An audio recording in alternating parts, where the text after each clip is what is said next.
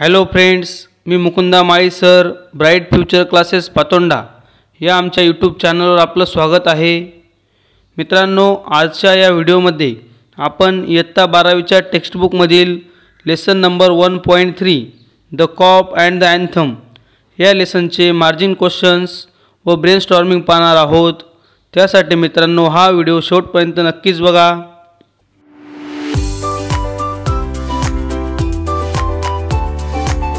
Welcome back friends. 1.3 the cop and the anthem margin questions.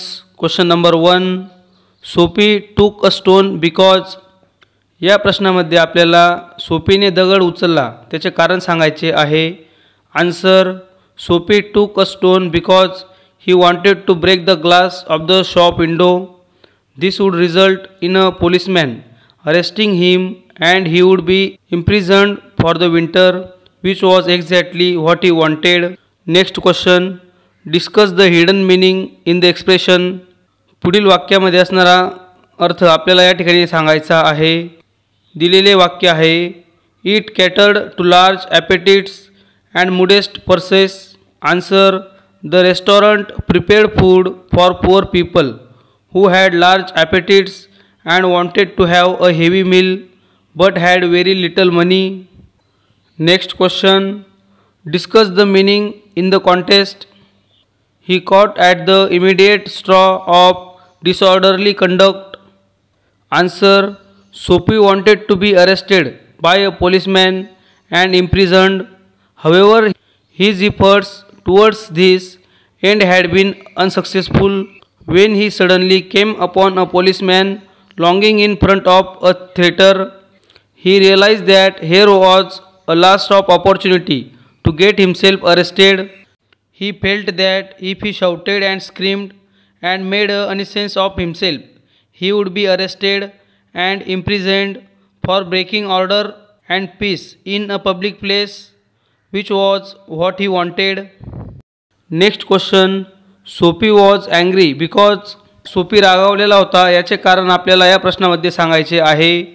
Answer, Sophie was angry because even after he had stolen a man's umbrella, the man did not report him to the police, but instead apologized and said that perhaps he had made a mistake. Next question, describe the wonderful change in Sophie's soul. सोफीच्या अंतःकरणामध्ये झालेल्या अद्भुत बदलाचे वर्णन आपल्याला या प्रश्नामध्ये करायचे आहे। Answer, after listening to the anthem, Sophie remembers his earlier life and is horrified to realize that he has indeed become a degraded person. He decided to pull himself out of the pit into which he has fallen and make a man of himself again. He determines to bring back to his life his old eager ambitions and pursue them. He makes up his mind to take up a job. Last margin question, describe the end of the story in your own words. मित्रांनो, या प्रश्नामध्ये आपल्याला कथेच्या शेवटाचे वर्णन करायचे आहे। Answer, initially Sophie had felt that he would like to pass the winter months in prison and he made several efforts to get himself arrested. The notes of the anthem transformed him from within and he decided to give up his evil ways and become a man again. He resolved to work hard. At that very moment, ironically, a policeman arrested him and sent him to the prison for 3 months.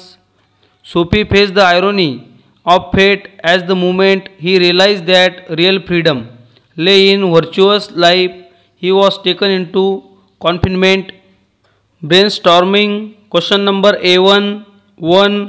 Discuss with your partner and find out the different ways in which Sophie tried to get arrested. The first one is given. या प्रश्नामध्ये आपल्याला आपल्या सहकार्याशी चर्चा करून सोफीने स्वतःला अटक करून घेण्यासाठी वापरलेल्या अनेक विविध मार्ग आपल्याला या ठिकाणी लिहायचे आहेत। A. Tried to enter a luxurious cafe. B. Threw a stone and break a shop window. C. Ate heartily at a restaurant. and then said he had no money to pay the bill. D. Shouted and howled and raved and danced on the sidewalk, causing a disturbance. E. Stole an umbrella. अशा प्रकारे अनेक मार्ग वापरून सोफीने स्वतःला अटक करून घेण्याचा प्रयत्न केला.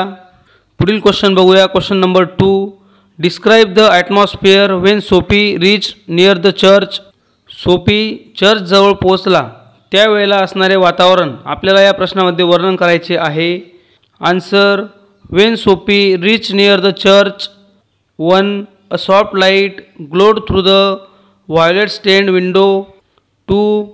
Sweet music drifted out of the quaint old church. 3. There was a full, radiant moon and few vehicles and pedestrians. 4. Sparrows twittered sleepily in the woods. Question number A2. 1. Read the story and match the incidents given in column A with the consequences given in column B. या प्रश्नामध्ये आपल्याला story वाचल्यानंतर column A मधील घटनांची जुळणी column बी मधील त्यांच्या परिणामांशी करायची आहे. Answer. 1. Sophie tried to enter a cafe. Strong and ready hands of the head waiter turn him around. 2. Sophie broke a glass window. The cop ran after another man. 3. 2 waiters pitched Sophie on the callous pavement. He stood up slowly, beating the dust from his clothes. 4. Sophie heard the anthem in being played in the church. Suddenly, a wonderful change came in his heart. 5. Cop arrests Sophie for hanging around. Dream of turning around in life was shattered. Question number 2. Give reasons and complete the following. या प्रश्नामध्ये आपल्याला खाली दिलेल्या वाक्यांचे कारणे सांगून वाक्य पूर्ण करायची आहेत. A. Sophie had confidence in himself because. सोफीला स्वतःवर आत्मविश्वास होता कारण. Answer. Sophie had confidence in himself because he was shaven. His coat was trim and he had a neat black bow. The portion of him that showed above the table looked respectable and worth rise, no doubt in the waiter's mind. B. The head waiter of the luxurious cafe did not allow Sophie to enter because luxurious कॅफेच्या head वेटरने सोफीला आतमध्ये प्रवेश का करू दिला नाही. Answer. The head waiter of the luxurious cafe did not allow Sophie to enter because he saw Sophie's tattered trouser and old worn out shoes and knew that Sophie would not have money to pay for a meal. C.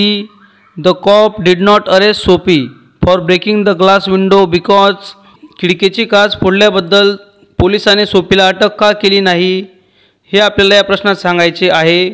Answer.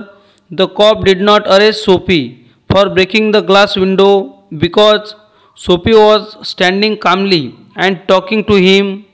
The policeman knew that men who smash glass windows do not remain there to chat with the police. D.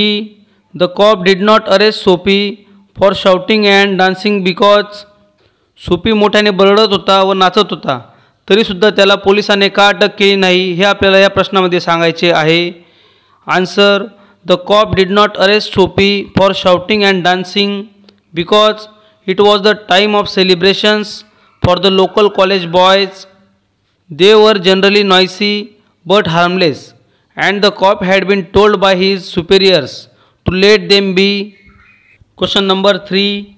Pick out the lines from the text which show that. आपल्याला पुढील गोष्टी दर्शवणाऱ्या ओळी उत्तरातून शोधून लिहायच्या आहेत. A. Sophie wants to enter the cafe for 2 reasons. सोफीला 2 कारणांसाठी कॅफेमध्ये जायचे होते. ते 2 कारणं आपल्याला या ठिकाणी सांगायची आहेत. Answer. 1. A roasted mallard duck thought Sophie would be about the thing with a bottle of wine and then some cheese, a cup of coffee and a cigar. 2. The meat would leave him filled and happy for the journey to his winter island. B. Sophie was afraid that he won't be able to enter the prison. आपण तुरुंगात जाऊ शकणार नाही याची सोफीला भीती वाटत होती. हे दर्शवणारे वाक्य आपल्याला या टेक्स्टमधून लिहायचे आहे. Answer.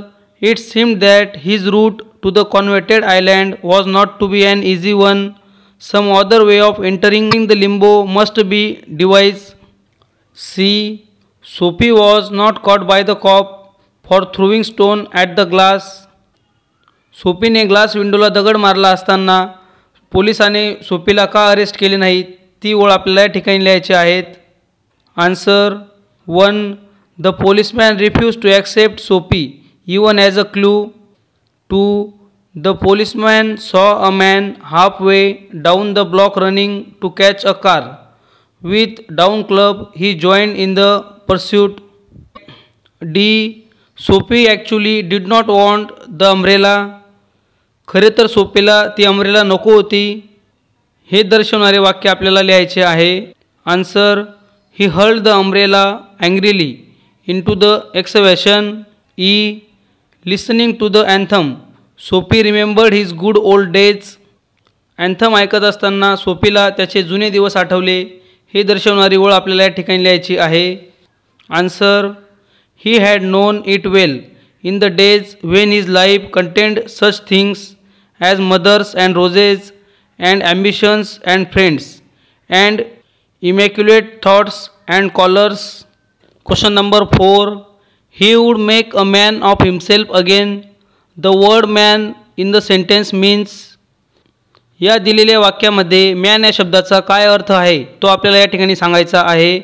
Answer. The word man in the sentence means a responsible and worthy person. Question number 5. Sophie's earlier life was much different from his present life. Complete the table to show this contrast. सोफीचे पूर्वीचे जीवन हे त्याच्या सध्याच्या जीवनापेक्षा खूप वेगळे होते. हा परस्पर विरोध दर्शवणारा तक्ता आपल्याला पुढे कंप्लीट करायचा आहे. Answer. Earlier life. A. Content friends and roses. B. Eager ambitions. C. clean thoughts and clothes. Present life. A. unworthy desires. B. dead hopes, degraded days. C. weak faculties and base motives. Question number 6. After listening to the sweet and solemn organ notes, Sophie decides to. ते गोड मधुर असे संगीत ऐकल्यानंतर सोफीने काय करण्याचे ठरवले ते या ठिकाणी आपल्याला लिहायचे आहे. Answer. A. Pull himself out of the mire. Conquer the evil that had enslaved him and make a man of himself again. B. Resurrect his old eager ambitions and pursue them without faltering. C. Go to the downtown district and find work. Question number 7. Write an incident in which you did something wrong and repented for it later. Give reasons. या प्रश्नामध्ये आपल्याला आपण काहीतरी चुकीची गोष्ट केली आणि त्याकरिता नंतर पश्चाताप झाला असा एखादा प्रसंग लिहून त्याची कारणे लिहायची आहेत. या प्रश्नाचे उत्तर आपण पुढील प्रमाणे लिहिणार आहोत.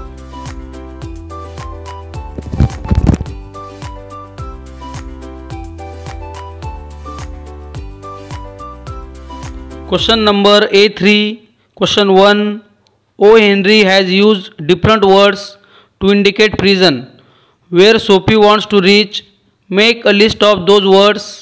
विद्यार्थी मित्रांनो, आपल्या या लेसनमध्ये आपले लेखक ओ हेनरी हे प्रिझनसाठी म्हणजे जेलसाठी अनेक वेगवेगळे शब्द वापरतात ज्या ठिकाणी सोफीला जायचे आहे. अशा शब्दांची यादी आपल्याला या प्रश्नामध्ये करायची आहे. Answer. Winter island, coated island, limbo, the island, Arcadia हे शब्द ओ हेनरी यांनी प्रिझनसाठी वापरलेले आहेत. Question number 2. Find out the words use for the degraded state of Sophie. Answer. 1. The pit into which he had tumbled. 2. The degraded days. 3. unworthy desires, 4 dead hopes, 5 weak faculties, 6 base motivation, 7 mire, 8 evil that had enslaved him. Question number 3. The specific meaning of word anthem in the content of the story is. या स्टोरीमध्ये anthem या शब्दाचा विशेष अर्थ काय होतो तो आपल्याला सांगायचा आहे. आन्सर. अँथम अ राउसिंग और uplifting song, a song of hope. या प्रकारे आपल्याला आपल्या या स्टोरीनुसार अँथम या शब्दाचा अर्थ होईल. Question number A4. Question 1. Convert the following sentences into negative without changing their meanings. या प्रश्नामध्ये विद्यार्थी मित्रांनो आपल्याला खाली दिलेल्या वाक्यांना निगेटिव्हमध्ये चेंज करायचा आहे व या वाक्यांचा आपल्याला अर्थ बदलायचा नाही. चला तर पुढील सेंटेन्सेस अभ्यासूया. A. The policeman refuse to accept Sophie even as a clue. Answer. The policeman did not accept Sophie even as a clue. B. Sophie drifted along twice unsuccessful. Answer. Sophie drifted along not being successful twice. C. Sophie stopped his unveiling rocket. Answer. Sophie did not continue his unveiling rocket. D. The island seemed very far away. Answer. The island did not seem to be anywhere near. E. The island seemed an unattainable Arcadia. Answer. The island seemed an Arcadia which could not be attained. Question number 2. Convert the following sentences into affirmative without changing their meanings. या ठिकाणी आपल्याला खाली दिलेल्या वाक्यांना अर्थ न बदलता आपल्याला होकारार्थी करायचे आहे. A. Men who smash windows do not remain to chat with the police. Answer. Men who smash windows refrain from remaining at the site to chat with the police. B. Why don't you call a cop? Answer. You must call a cop. C. On the opposite side of the street was a restaurant of no great pretensions. Answer. On the opposite side of the street was an unpretentious restaurant. D. Noisy but no harm. Answer. Noisy but harmless. Last sentence E. They seemed to regard him as a king who could do no wrong. Answer. They seemed to regard him as a king who was incapable of doing anything wrong. Question number A5. Question 1. Forgiveness is often better than punishment. Write 2 paragraphs, one for and another against this notion. शिक्षा देण्यापेक्षा अनेकदा क्षमाशीलता अधिक योग्य असते या कल्पनेच्या बाजूने एक पॅराग्राफ व त्याच्या विरुद्ध बाजूने दुसरा पॅराग्राफ असे एकूण 2 पॅराग्राफ आपल्याला या प्रश्नाच्या उत्तरात लिहायचे आहेत. हे पॅराग्राफ आपण पुढील प्रमाणे लिहिणार आहोत.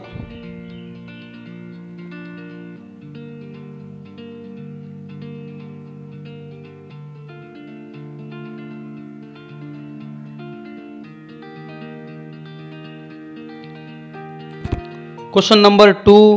You are the class representative and you have been asked by the principal to conduct an interview of a cop. Frame 8 to 10 questions with the help of the following points. Give introduction and conclusion. या प्रश्नामध्ये विद्यार्थी मित्रांनो तुम्ही तुमच्या वर्गाचे प्रतिनिधी आहात आणि तुमच्या प्राचार्यांनी तुम्हाला एका पोलिसाची मुलाखत घेण्यासाठी सांगितले आहे. पुढील मुद्द्यांच्या आधारे तुम्हाला 8 ते 10 प्रश्न तयार करायचे आहेत व या प्रश्नांसोबत प्रस्तावना आणि शेवट आपल्याला लिहायचा आहे. या प्रश्नाचे उत्तर आपण पुढील प्रमाणे लिहिणार आहोत.